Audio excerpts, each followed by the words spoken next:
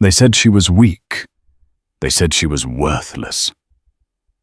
When Alpha Jax threw a pregnant Sophie out into a blizzard on Christmas Eve, he thought he was disposing of trash. He thought she would freeze within the hour. But he didn't know what Sophie would find in that snow. He didn't know that while he was sleeping in silk sheets, she was becoming a legend.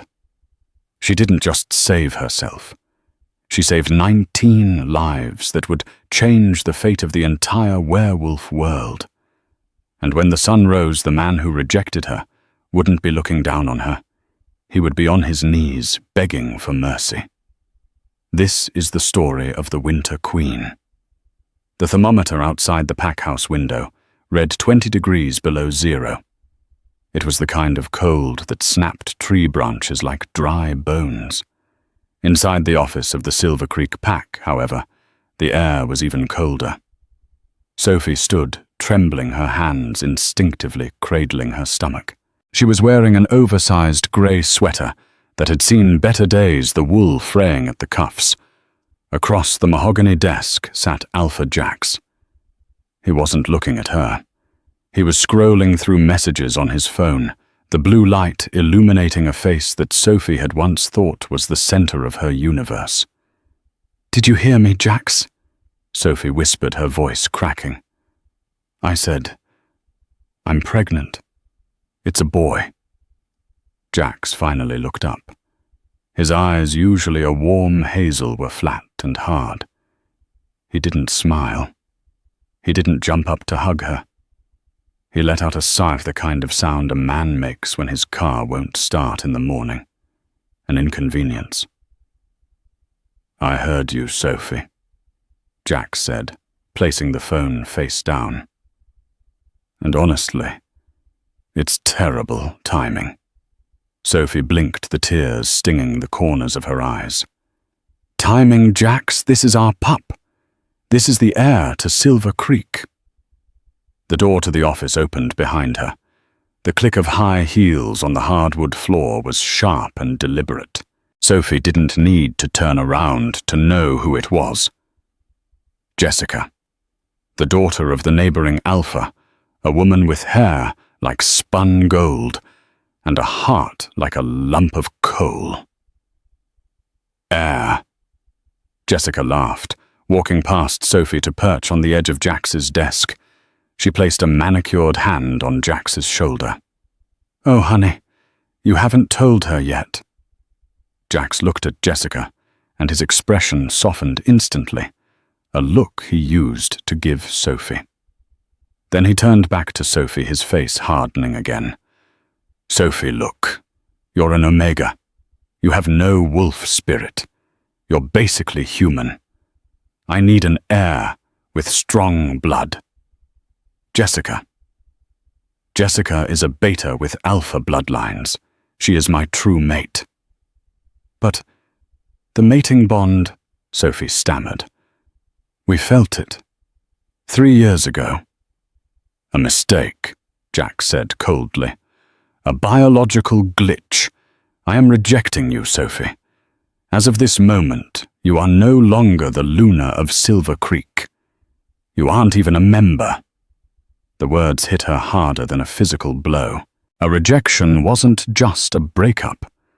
In the werewolf world, it was a physical severing of the soul. Sophie gasped, clutching her chest as a burning pain ripped through her. She fell to her knees, gasping for air. "Jax, please," she begged, looking up at him. "It's snowing. The news said the storm of the century is hitting tonight. If you banish me now, I'll die. The baby will die." Jessica leaned down, her perfume sickly sweet. "Then maybe nature is doing us a favor. We don't need weak genes in this pack." Jax stood up, towering over her. "You have 1 hour to clear your things and get off Packlands. If you are found within the borders after sunset, the enforcers have orders to hunt you as a rogue." "Jax, please!" Sophie screamed, grabbing the hem of his pants. He kicked her leg away, not hard enough to break bone, but hard enough to show total disgust. Get out, Sophie, before I change my mind and let the boys hunt you for sport right now." The walk back to her room was a blur. She didn't pack clothes. She packed survival gear. A heavy coat, a flashlight, matches a hunting knife, and the little money she had stashed in a hollowed-out book. As she walked out of the pack house, the wind howled like a dying animal. The snow was already falling in thick, heavy sheets. She saw pack members looking out the windows, people she had cooked for people she had healed. They closed their curtains. No one wanted to cross Alpha Jack's. Sophie walked. She walked until her feet went numb. She walked until the pack borders were miles behind her. The wind chill was dropping to -30. She was an omega weaker than the others, but she had something Jax didn't understand, a mother's will. She reached the edge of the Blackwood Forest, a notoriously dangerous stretch of land that acted as a buffer zone between territories. Her vision was blurring. Hypothermia was setting in. She needed shelter, or she and her unborn son would be frozen statues by morning. Through the whiteout conditions, she saw a shape, a structure. It was the old Blackwood Lodge, a massive timber resort that had been abandoned in the 90s after a fire. It was a ruin, but it had walls. Sophie stumbled toward it, her boots crunching through 2 feet of snow. She pushed open the heavy oak door, which groaned on rusted hinges. Inside it was dark and smelled of rot and old ashes. But it was out of the wind. She collapsed onto the floor, shivering violently. "I have to make a fire," she whispered to herself, her teeth chattering.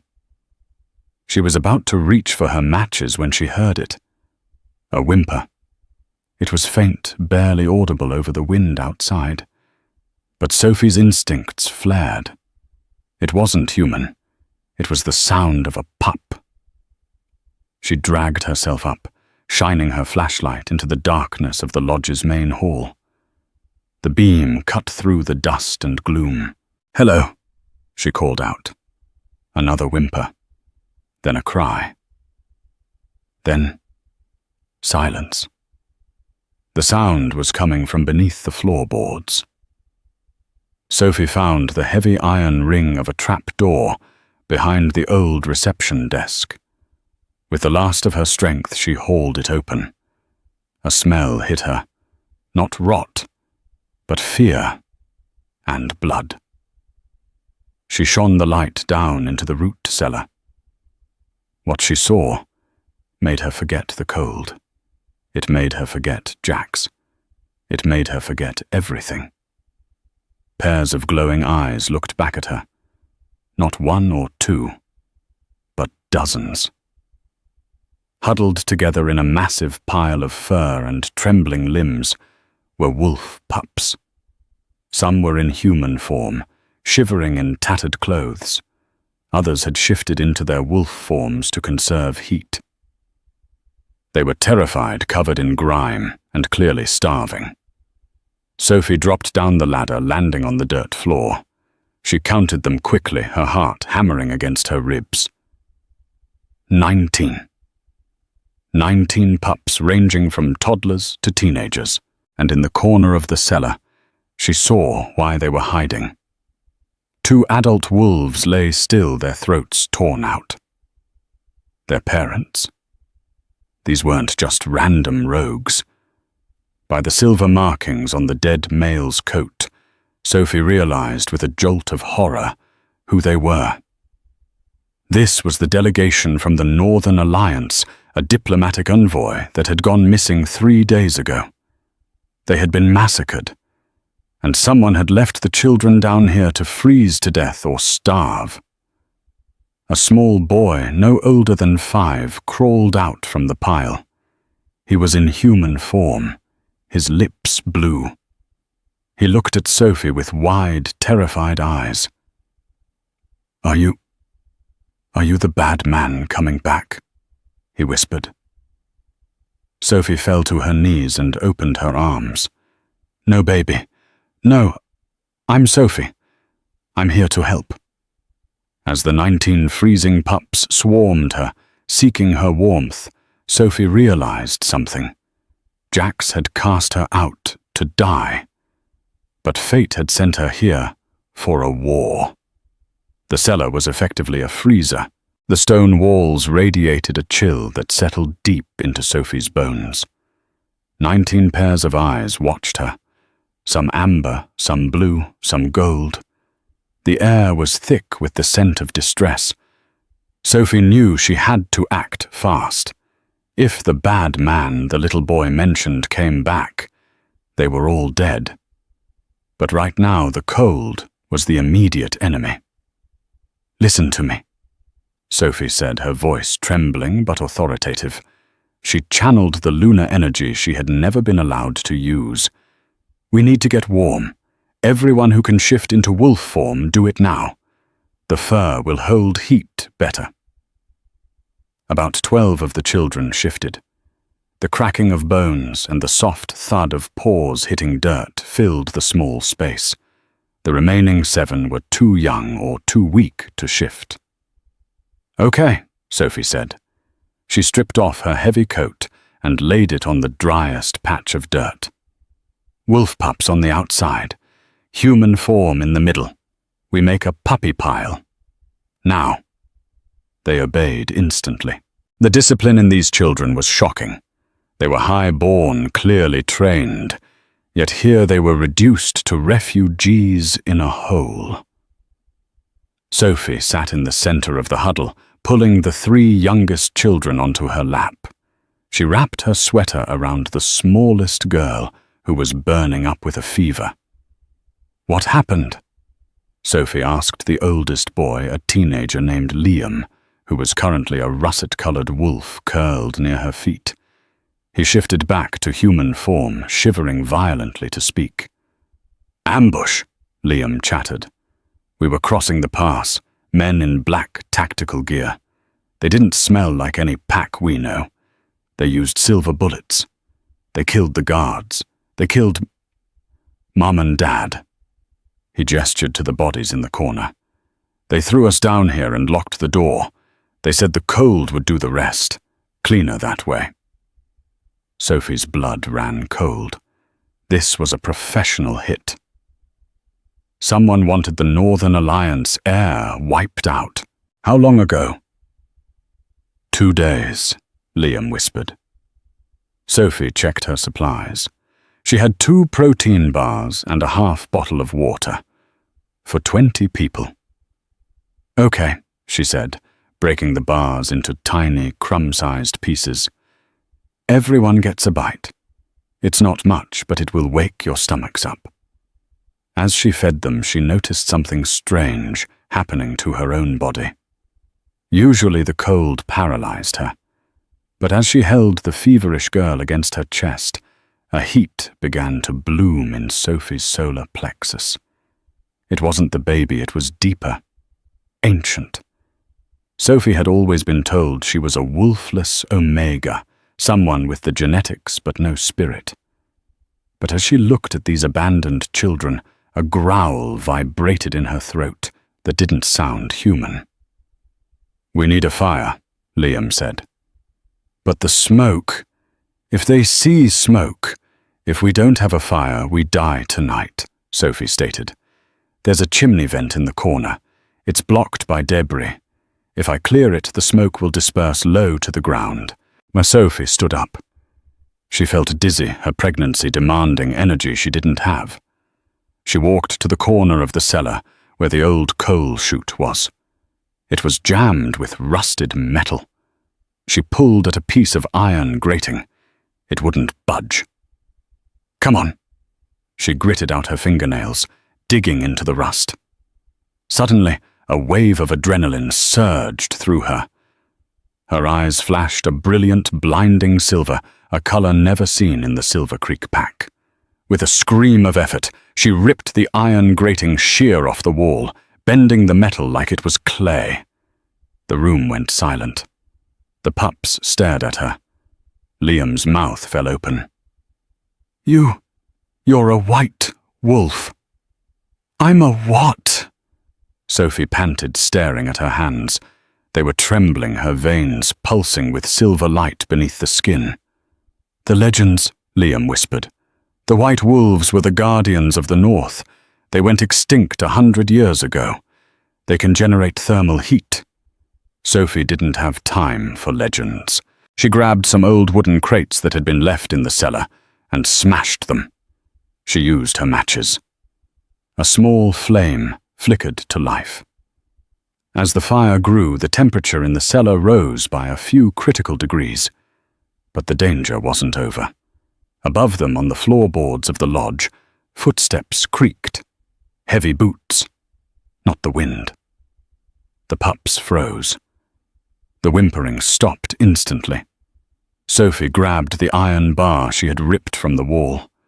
She stood in front of the huddle of children, her heart pounding in her throat. "Stay down," she hissed. The trapdoor handle rattled. Someone was up there. "I know I heard something," a gruff voice muffled by the floorboard said. "Sounded like metal screeching." "Probably the wind, you idiot. Or a raccoon," another voice replied. "Check it anyway. The boss wants confirmation they're all dead before the king arrives." Sophie tightened her grip on the iron bar. She was pregnant, exhausted, and outnumbered.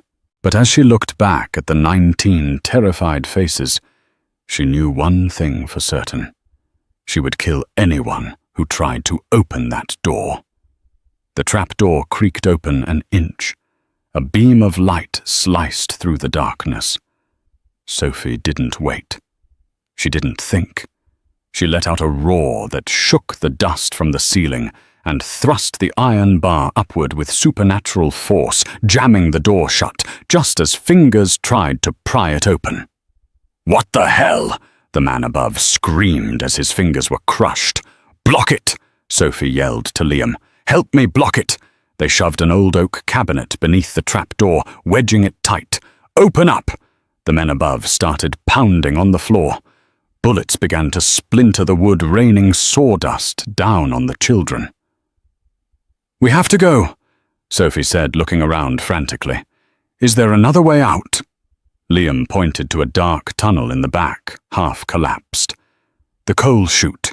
It leads to the riverbank, but it's tight." "Go," Sophie ordered. "Smallest first.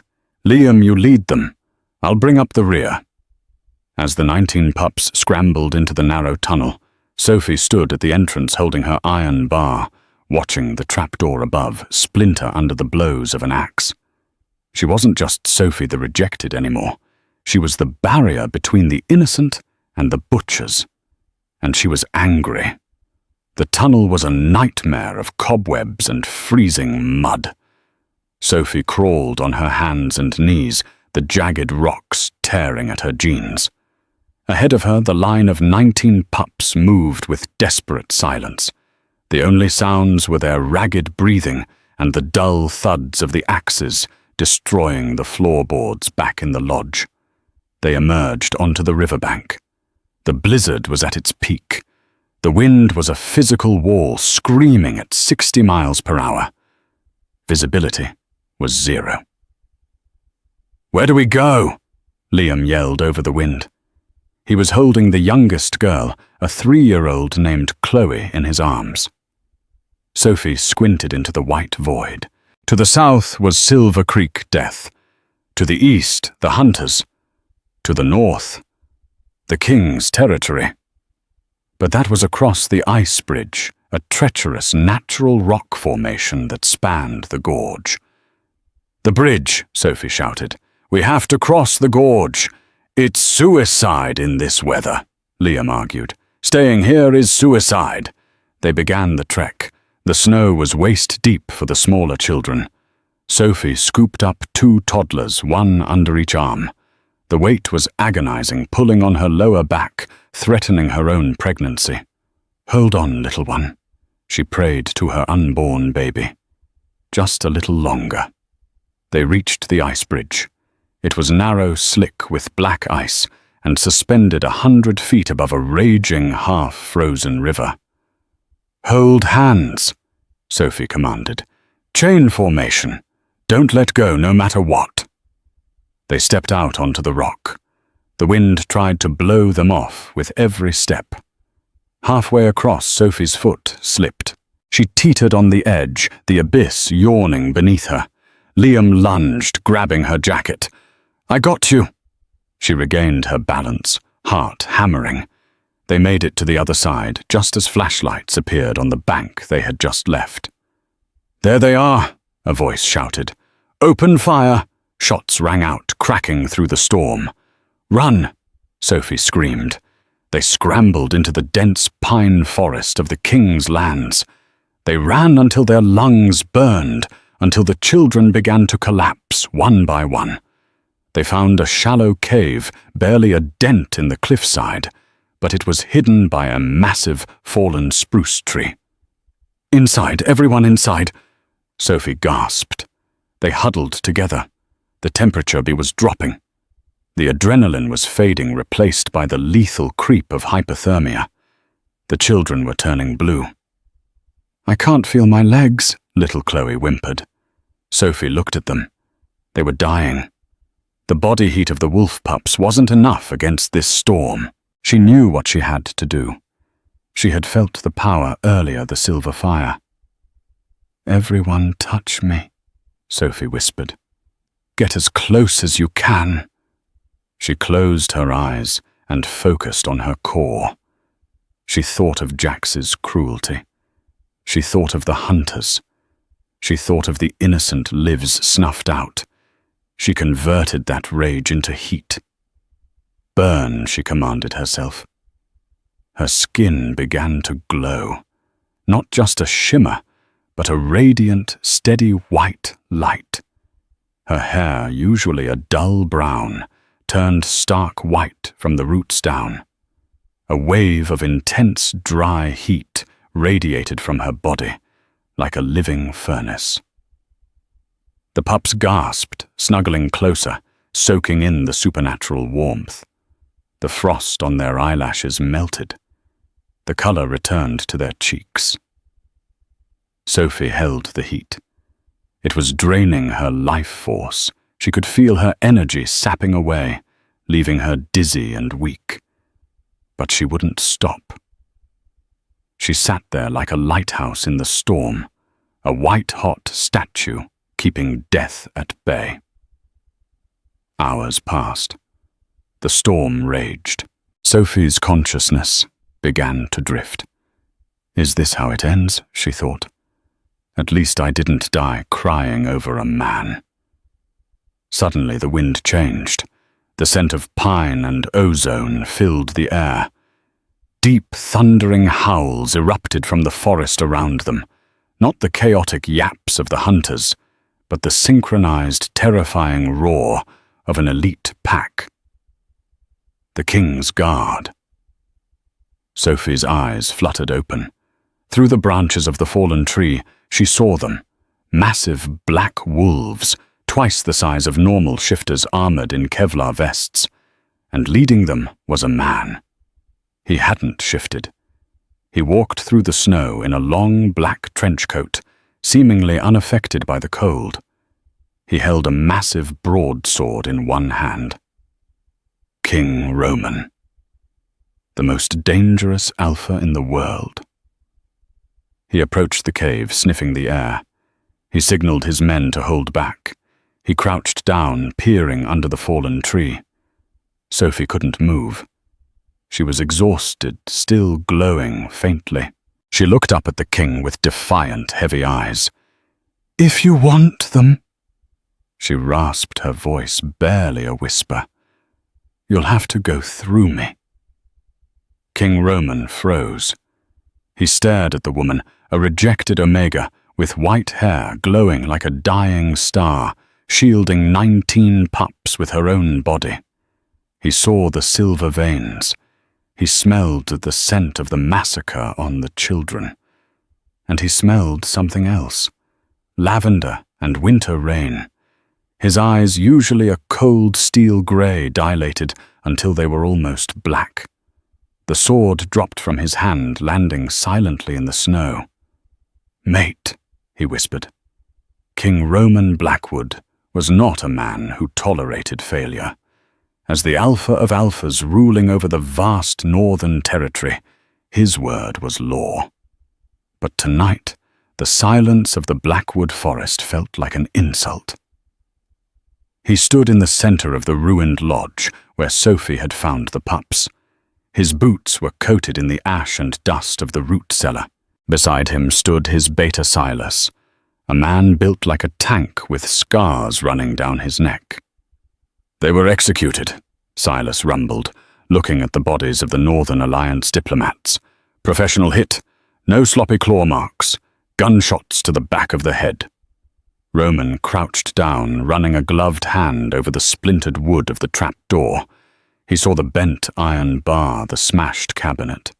He smelled the lingering scent of fear, and something else. A scent that made his wolf pace restlessly in his mind. Lavender and winter rain. Someone was here. Roman said, his voice a low growl. Someone hid the children, and they fought their way out. "Impossible," Silas countered. "The storm is a Category 5 blizzard. If they ran, they're dead. The hunters are still out there." Roman stood up, his eyes flashing steel grey. "Then we find them. If the northern heirs are dead on my land, it's war. Deploy the guard. Kill anyone who isn't a child." They moved out into the storm. Unlike Sophie, who had struggled against the wind, Roman and his elite guard moved through it like ghosts. They were the apex predators of this domain. They reached the riverbank 10 minutes later. Roman saw the tracks leading to the ice bridge. He stopped looking at the treacherous span of ice. "They crossed," Roman murmured, stunned. "In this wind. Who the hell is leading them?" Suddenly, a gunshot echoed from the far side of the gorge. Roman didn't hesitate. He shifted, his clothes shredded as he exploded into a massive midnight black wolf, standing 5 feet at the shoulder. He launched himself onto the ice bridge, his claws digging into the black ice for traction. His guard followed a wave of shadow and fur. On the other side, the mercenaries who had been hunting Sophie were regrouping near the tree line. There were 6 of them, clad in white tactical gear, reloading their weapons. "Did you hit her?" one shouted. "I think so. Saw blood on the snow. Just toss a grenade into the brush and finish it." The leader laughed. That laugh was cut short as Roman hit him. It wasn't a fight. It was a massacre. Roman hit the leader with the force of a freight train, his jaws clamping around the man's tactical vest and crushing the chest cavity underneath. He tossed the man 20 feet into a tree like a rag doll. The other mercenaries panicked, opening fire. Bullets sparked off the Kevlar vests of the Royal Guard wolves. The guard descended a blur of teeth and fury. Within 30 seconds, the snow was stained red. The silence of the forest returned heavy and final. Roman shifted back to human form, not bothering with modesty. Silas tossed him a spare cloak from a saddlebag. "Secure the perimeter," Roman ordered. "I smell them. They're close." He followed the scent of burnt ozone and lavender to the fallen spruce tree. That was when he saw the light, a faint, dying glow emanating from beneath the branches. He pushed the branches aside and saw her. The woman was unconscious now, her head lolling against the rough bark. Her skin was pale as death, but her hair, it was stark white, though the roots showed brown. She was wrapped around the children like a shield. Roman fell to his knees. The pull was magnetic, undeniable. Mate. He reached out to touch her cheek. Her skin was burning hot. She was in thermal shock, her body consuming itself to keep the others warm. "Silas!" Roman roared, panic cracking his usually stoic voice. "Medics now!" He scooped Sophie up in his arms. She was terrifyingly light, her sweater hiding the small bump of her pregnancy. As he lifted her, the pile of puppies woke up. Liam, the teenage boy, bared his teeth, shifting halfway into his wolf form. "Put her down," he snarled, though he could barely stand. Roman looked at the boy. Instead of using his alpha voice to crush the boy into submission, he nodded with respect. "I am King Roman. She is safe. You are safe. Stand down, soldier." Liam collapsed, the adrenaline finally fading. "Get the transport," Roman commanded his men.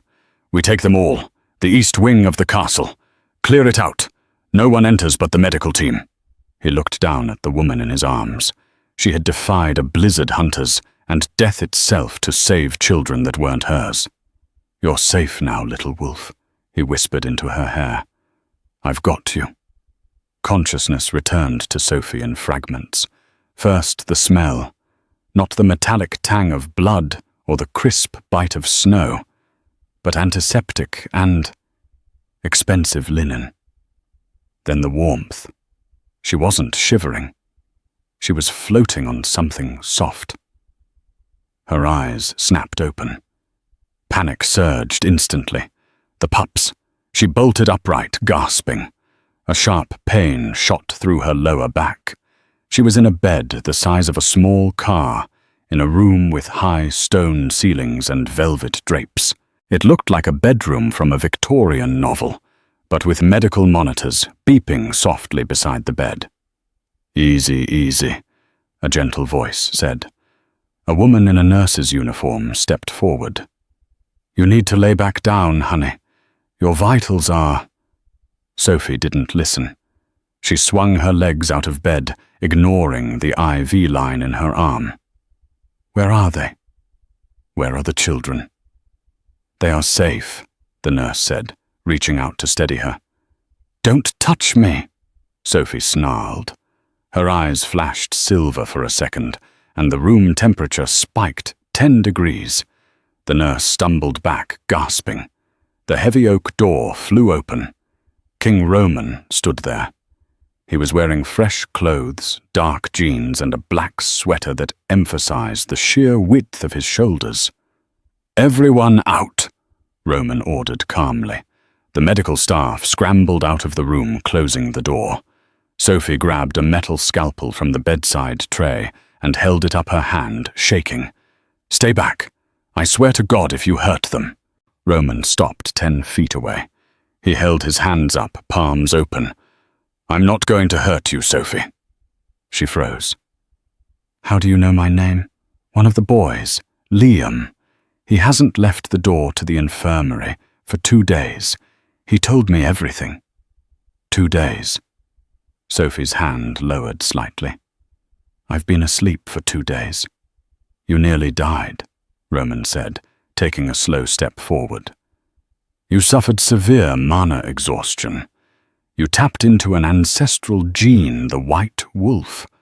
It almost burned your heart out." Sophie leaned against the bed frame, dizziness washing over her. "The pups, are they really okay?" Roman reached into his pocket and pulled out a remote. He clicked a button, and a large flat-screen TV on the wall flickered to life. It showed a live feed of the room next door. Sophie's knees went weak. It was a playroom. There were piles of toys, plates of food, burgers, fries, fruit. The 19 children were there. Some were sleeping on massive beanbag chairs. Others were playing. They looked clean, bandaged, safe. Liam was sitting by the door, watching the hallway, looking healthy. Sophie let out a sob, dropping the scalpel. She covered her face with her hands, her shoulders shaking. Roman closed the distance in a heartbeat. He didn't grab her. He just stood close enough that she could feel his heat. "You saved the entire royal line of the Northern Alliance," Roman said softly. "Those children, they are the last of a great house. You did what their own guards couldn't do." Sophie wiped her eyes, looking up at him. For the first time, she really looked at him. He was terrifyingly handsome, sharp jawline, stubble eyes that seemed to see right through her soul. But there was no malice in them. "Why?" she asked. "Why help us? I'm just a rejected Omega." Roman's jaw tightened. "Who rejected you?" Sophie looked away. "Alpha Jax, of Silver Creek." "He is a fool," Roman growled, the anger vibrating in the room. "And he is blind." He paused, his gaze dropping to her stomach. "The doctor told me." "You're pregnant." Sophie stiffened, wrapping her arms around herself defensively. If you think I'm going to let you take my baby because I'm a rogue—" "Sophie." Roman interrupted, his voice dropping an octave. "Look at me." She looked. "You are under my protection now. You and your unborn child. And those 19 pups. No one touches you. Not the hunters. Not Jax. No one." "Why?" she whispered again. "I'm nothing." Roman took a deep breath. He wanted to tell her. He wanted to scream that she was his mate, that he had waited centuries for her scent. But he saw the trauma in her eyes.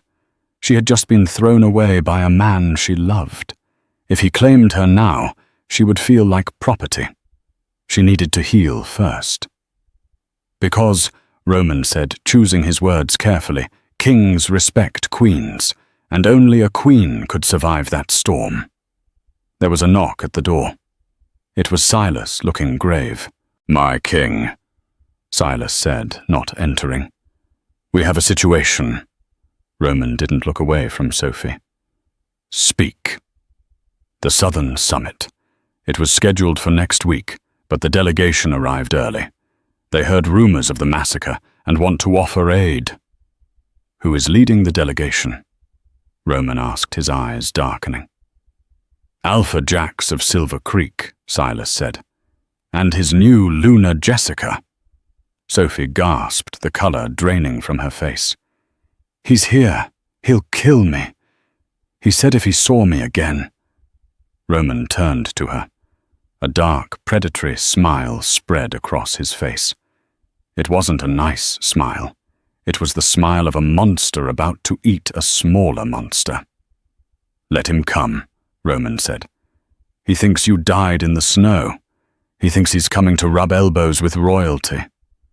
Roman reached out and gently took Sophie's hand. He brought it to his lips, kissing her knuckles. "Get dressed, Sophie. I'm going to get you the finest dress in the treasury. Tonight you aren't hiding in the cellar. Tonight you sit at my right hand." "But I'm an Omega," Sophie stammered. "No." Roman said, his eyes glowing with that intense alpha power. "Tonight you are the mother of the Legion, and we are going to teach Alpha Jax a lesson about karma."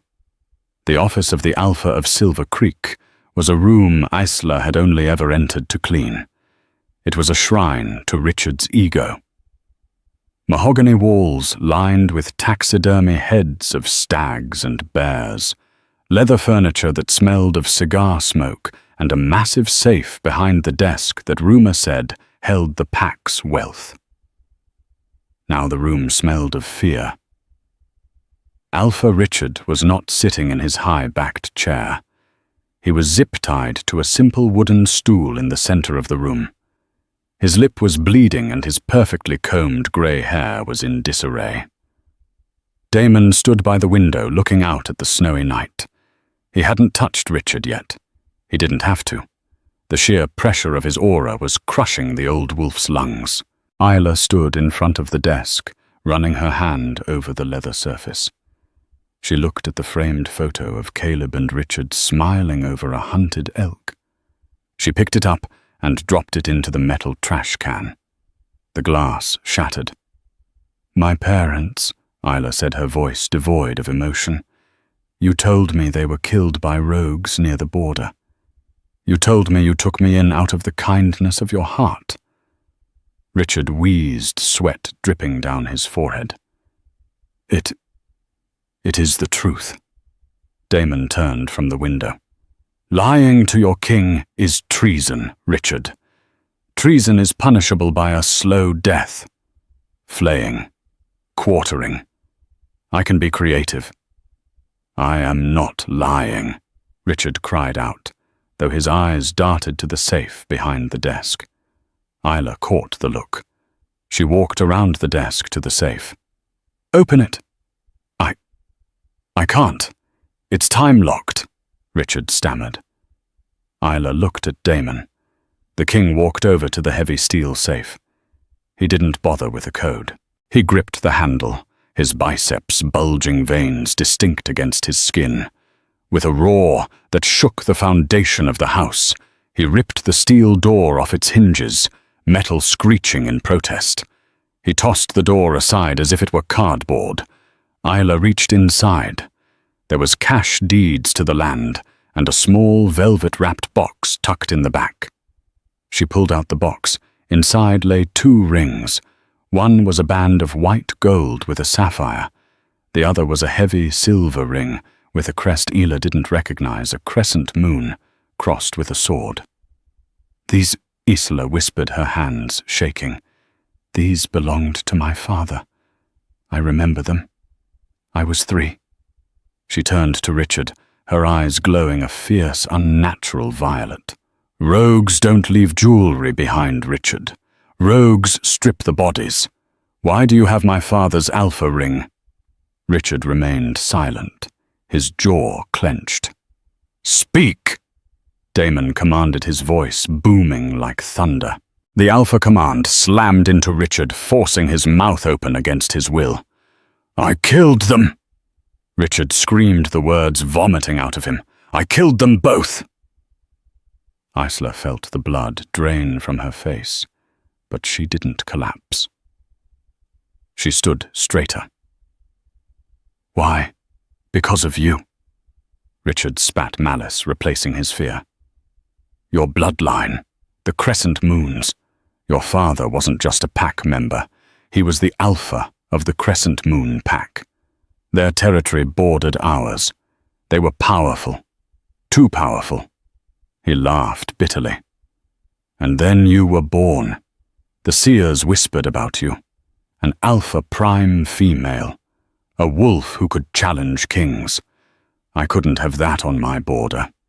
So I invited them to dinner. A peace treaty. I poisoned their wine just enough to slow their wolves. Then my guards slaughtered them on the drive home. Damon's growl was a low, continuous rumble, like a predatory engine idling. I took you, Richard sneered. I couldn't kill a pup without the council investigating. So I took you in. I poisoned you with wolfsbane to keep your wolf dormant. I made you a servant to break your spirit. I wanted to see the great Alpha Prime scrub my toilets. I wanted to snuff out your light before it could ever shine. He looked at Isla with pure hatred. And I almost succeeded. If this monster hadn't found you, you would have died in the snow, and I would have won. Silence stretched in the room, heavy and suffocating. Isla walked up to Richard. She looked down at the man who had defined her entire life. Every beat of abuse, every cold night, every moment of hunger. It was all manufactured. It was all him. She didn't scream. She didn't cry. She reached out and placed her hand on his forehead. You feared my power so much, Isla whispered. Let me show it to you. She closed her eyes and pulled. She didn't know how she did it. It was instinctual, ancient. She latched onto the connection between Richard and his wolf, and she severed it. Richard screamed. It was a sound of soul-tearing agony. His back arched, his eyes rolling back in his head. I strip you of your rank, Isla intoned her voice, echoing with a power that wasn't just hers, but the moon goddess's. I strip you of your wolf. I strip you of your name." Richard collapsed onto the floor, gasping hollow. He looked at his hands. He was human, just a weak old man. He could no longer feel the pack. He could no longer feel the strength of the predator. "You are nothing," Isla said. She turned to Damon. "I don't want to kill him." Damon looked at her surprised. "Mercy." "No," Isla said, walking toward the door.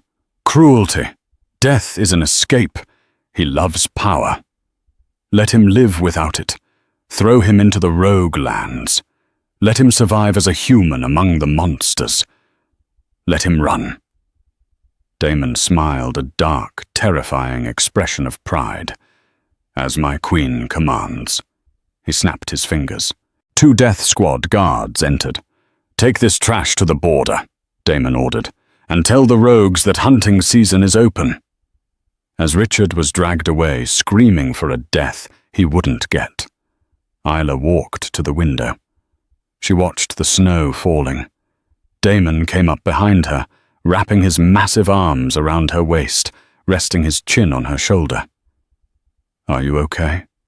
he asked softly. Isla leaned into him, letting his warmth seep into her bones. "I lost my parents twice. Once when they died, and once tonight when I learned the truth." "You have me," Damon swore, pressing a kiss to her neck. "And you have a kingdom, the Crescent Moon Pack. We will rebuild it. We will merge it with Silver Creek. You are not a servant, Isla. You are an alpha by blood and a queen by marriage." Isla turned in his arms, looking up into his golden crimson eyes. "I don't want to just rule," she said.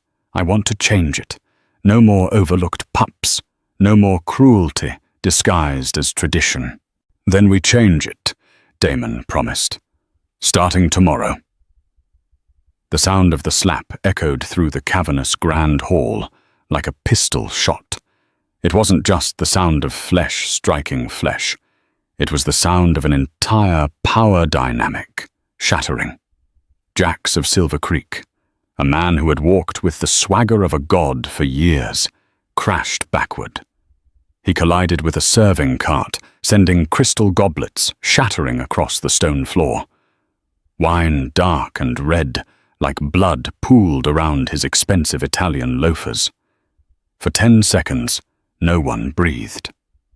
The silence was absolute. The only sound was the howling of the blizzard outside, battering against the stained glass windows, demanding to be let in. Jax groaned, clutching his jaw. He looked up, dazed. His eyes tried to focus on the woman standing above him. He expected to see fear.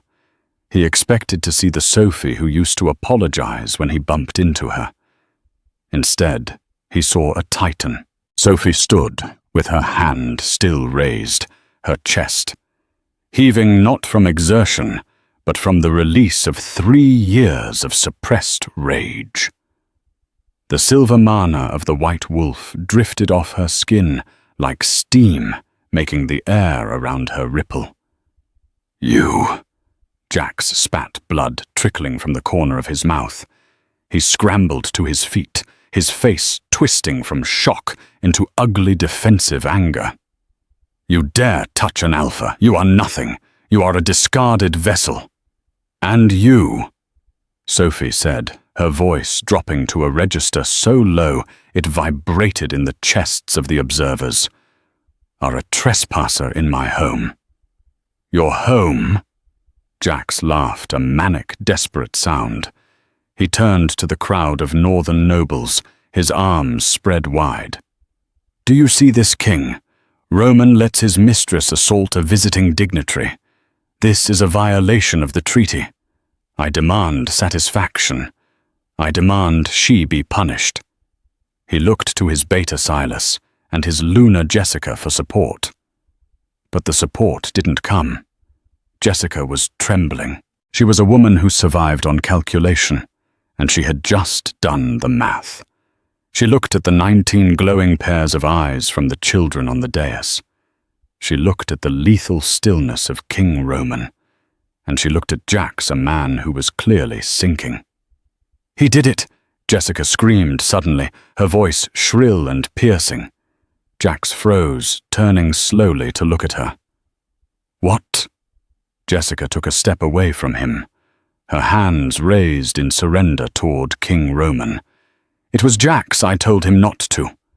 I told him the Northern Alliance delegation was off limits. He said we needed the trade routes.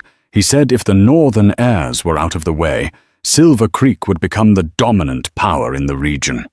"You lying witch!" Jax roared, lunging at her. "Hold!" King Roman commanded. He didn't shout. He didn't have to. The single word carried the weight of the Alpha Prime.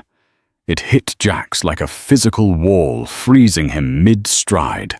Roman descended the stairs of the dais, slowly each step echoing with deliberate menace. He stopped between Jax and Jessica. "You accuse your Alpha of plotting the assassination of royal heirs?" Roman asked, his steel-grey eyes boring into Jessica.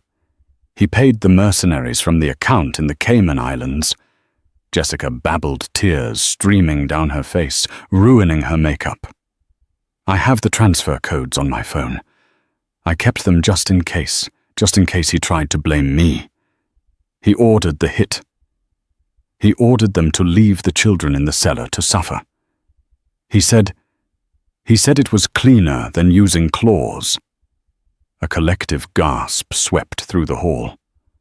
The nobles of the North began to murmur a low, angry sound, like a swarm of hornets. To kill in battle was one thing. To pay humans to freeze children to death was a crime against the very soul of the wolf. Jax looked around, his face draining of color. The trap had snapped shut. "Roman. King Roman. She's lying. It's a lover's quarrel. You can't believe her over a fellow Alpha." Roman finally looked at Jax. The disgust on the king's face was profound. "A fellow Alpha," Roman repeated quietly. "You mistake me, Jax. We are not the same." Roman raised his hand. The air in the room grew heavy, the pressure dropping rapidly. "Jax of Silver Creek." Roman intoned his voice, taking on the dual-tone resonance of his wolf spirit. "You have broken the sacred covenant.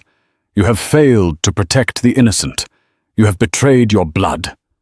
"No," Jax whimpered, backing away until he hit the edge of the table. "You can't. The council won't let you. I am the council," Roman roared. He thrust his hand forward. "I strip you of your title." The effect was immediate and visible. A shock wave of energy blasted from Roman's palm, hitting Jax in the chest. Jax screamed a guttural tearing sound as the golden aura of the Alpha status was ripped from his body. It was a metaphysical amputation. He doubled over, vomiting bile as the connection to his packlands was severed. His posture collapsed.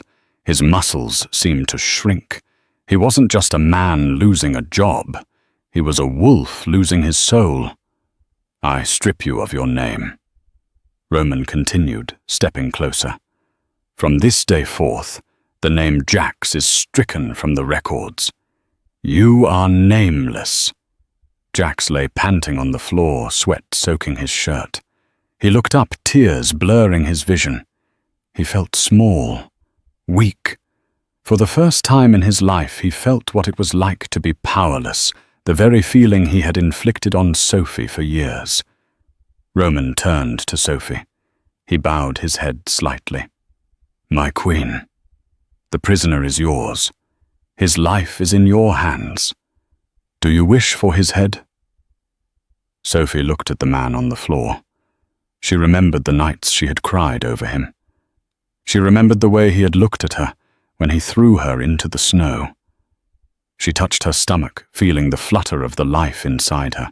"Death is too easy," Sophie said, her voice calm and absolute. If he dies, he doesn't have to remember.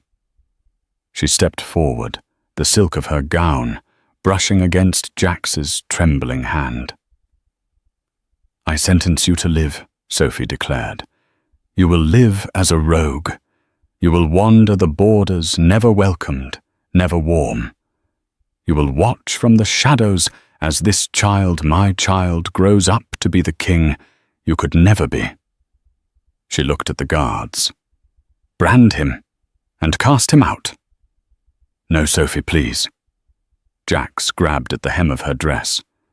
"I'm sorry, I love you. Please." Sophie didn't even look down. She pulled her dress free from his grip with a sharp tug. "Get him out of my sight." As the royal guards dragged the screaming, sobbing form of the former Alpha out of the hall, followed by a handcuffed and weeping Jessica, the tension in the room broke. But the ceremony wasn't over. Liam, the teenager who had led the pups through the snow, stepped forward. He looked at Sophie. His eyes were fierce, filled with a loyalty that could burn down cities. Slowly, deliberately, Liam drew his sword. He didn't point it at her. He reversed it, driving the point into the stone floor, and dropped to one knee. "For the one who warmed us!" Liam shouted, his voice cracking with emotion. Behind him, the 18 other children dropped to their knees in perfect unison. Then the wave spread. The Silver Creek Beta, witnessing the true power of the North, fell to his knees. The serving staff lowered themselves. The battle-hardened generals of the king's army men, who bowed to no one but Roman, placed their fists over their hearts and knelt. Within moments, the entire grand hall was a sea of bowed heads. Sophie stood alone in the center of the dais, overwhelmed. Her breath hitched in her throat. She looked for Roman panic, flaring for a second. "Why is this happening? I'm just Sophie." She felt a warm hand on her back. Roman stepped up beside her, but he didn't stand tall to address his subjects. He turned to her, his eyes softening into a look of pure, unadulterated adoration. "They know a true queen when they see one." "Sophie," Roman whispered. Then the High King of the North, the man who made nations tremble, slowly lowered his massive frame. He went down on one knee, right there, in front of everyone, and took Sophie's trembling hand in his. "You saved the future," Roman said, his voice thick with emotion. "Now let me save you." He kissed her knuckles, a pledge of eternal protection. "Will you rule by my side?" he asked, "not as a consort, but as my equal, my mate, my queen." Sophie looked down at him. She looked out at the 19 children who were alive because of her stubborn refusal to die. She felt the ancient white wolf spirit settle within her, finally at peace. Tears spilled over her cheeks, hot and fast. She squeezed Roman's hand. "Yes," she whispered. "Long live the Winter Queen," Liam roared, thrusting his fist into the air. "Long live the Queen! Long live the Queen!" The chant shook the chandeliers. Outside, the blizzard finally broke the clouds parting to reveal the first rays of the morning sun hitting the snow, a blinding, brilliant white, just like the fire in Sophie's heart. The rejected Omega was gone. The Winter Queen had risen. And that is the story of Isla and Damon. From a rejected servant freezing in the snow to the queen who brought an entire pack to its knees, Isla proved that true power isn't about physical strength. It's about the resilience of the spirit. What did you think of Richard's punishment? Did he deserve the rogue lands? Or should Isla have ended him right there in the office? And let's talk about Caleb. Do you think we should do a sequel about his life in exile? Let me know your theories in the comments below. If you enjoyed this story, please smash that like button. It really helps the channel grow, and tells me you want more werewolf romances like this one. Don't forget to subscribe and hit the notification bell so you never miss a new story. I post new dramas every Tuesday and Friday. Thanks for listening, and until next time, keep your pack close and your secrets closer.